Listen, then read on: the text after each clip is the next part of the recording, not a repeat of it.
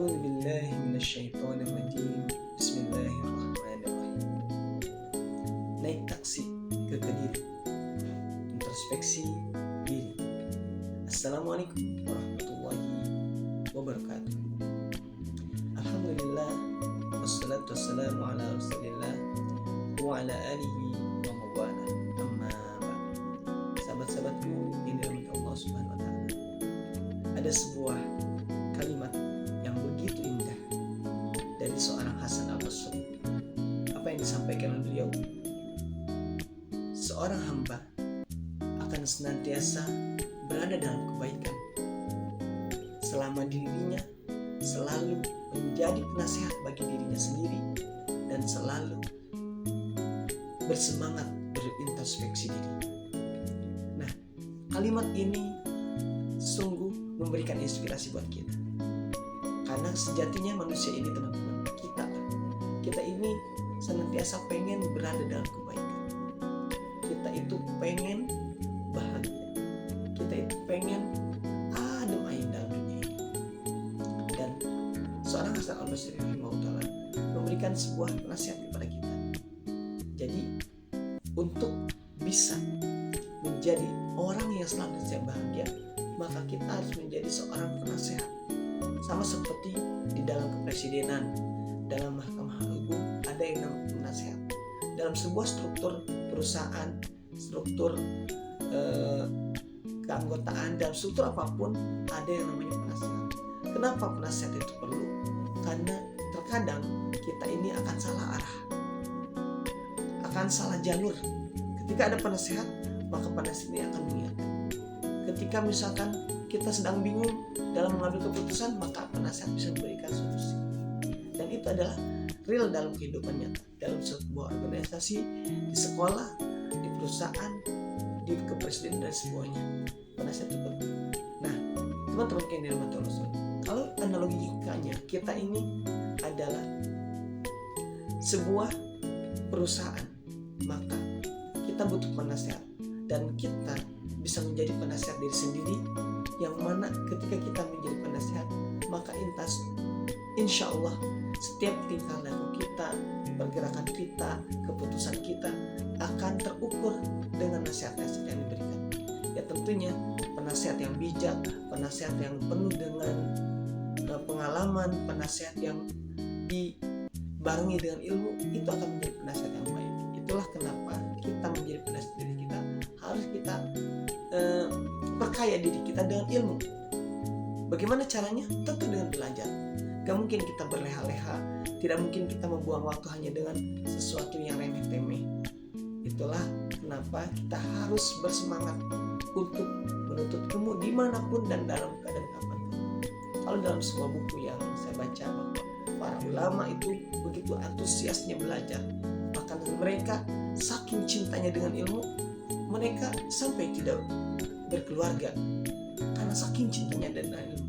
Atau bahkan yang lebih ekstrim, ia buang air besar dan dia tidak mau melewatkan waktunya untuk tidak dimanfaatkan dengan ilmu, maka ia meminta orang lain untuk membacakan kitab selama dia di WC. Masya Allah, ini sebuah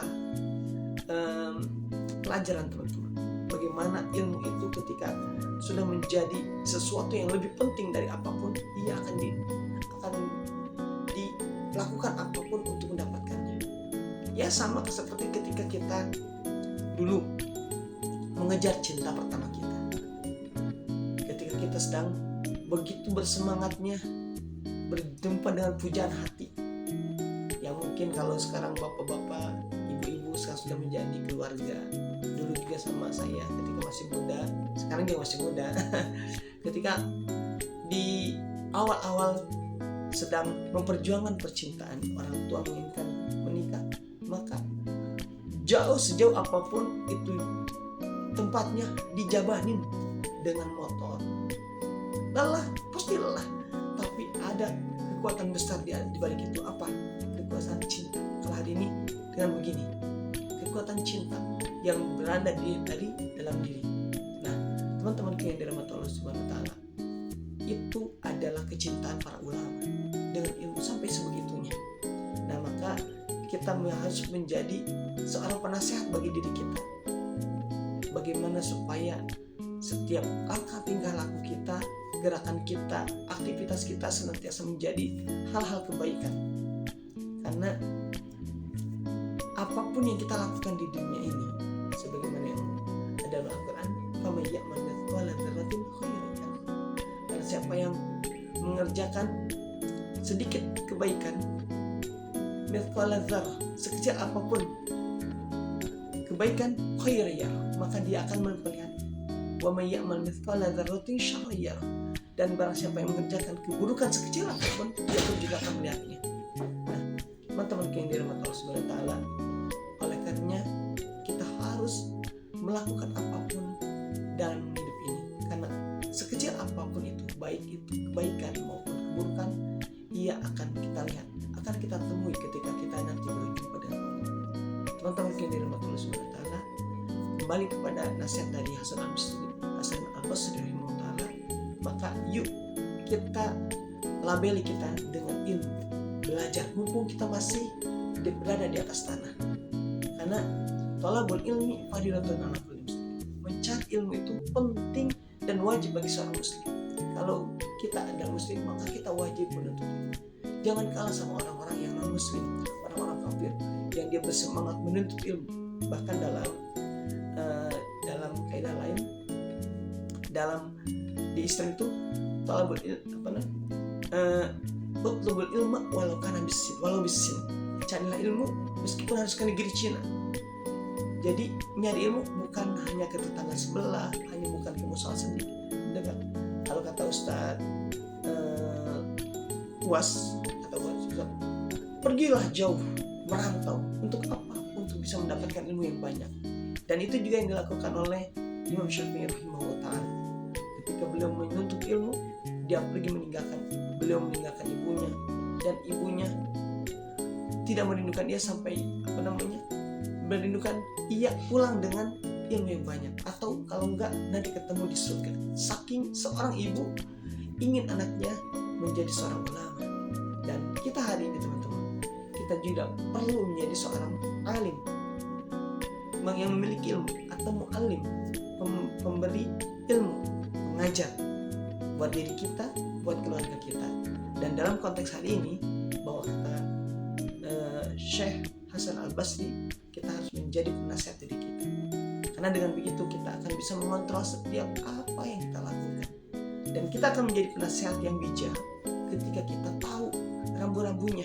Gak mungkin kita menasihati diri kita kalau kita saja nggak tahu, oh ini baik, ini benar, ini salah, ini nggak boleh, ini dilarang. Kita nggak bakal bisa menjadi penasihat yang baik. Itulah kenapa untuk menjadi seorang penasihat diri kita yang baik, selamat di dunia maupun di akhirat, kita perlu yang namanya belajar. Dan belajar ini kita harus bisa mencontoh, meneladani kepada orang-orang yang dahulu pernah berhasil. Kalau hari ini di Kutab Al-Fatih Jakarta Timur atau di Kutab Al-Fatih se-Indonesia, Ustadz Budi Asadi selaku pionir, selaku yang menginisiasi hadirnya Kutab, itu benar-benar literasinya dalam membaca buku. Kenapa? Karena dari membaca buku itu ilmu bisa didapatkan. Kita mungkin nggak pergi jauh ke luar negeri, tapi ketika kita membaca buku, seakan-akan ilmu yang jauh itu bisa mendekat kepada kita. Dan itu bisa menjadi upaya kita dalam menuntut ilmu, dalam belajar, dalam memperkaya diri kita dengan ilmu-ilmu yang baik, yang itu bisa menjadikan kita menjadi seorang penasihat yang baik buat orang lain, terutama buat diri kita. Kenapa? Karena itu yang akan menyelamatkan kita dalam kehidupan dunia yang fana ini dan kehidupan yang abadi nanti di akhirat.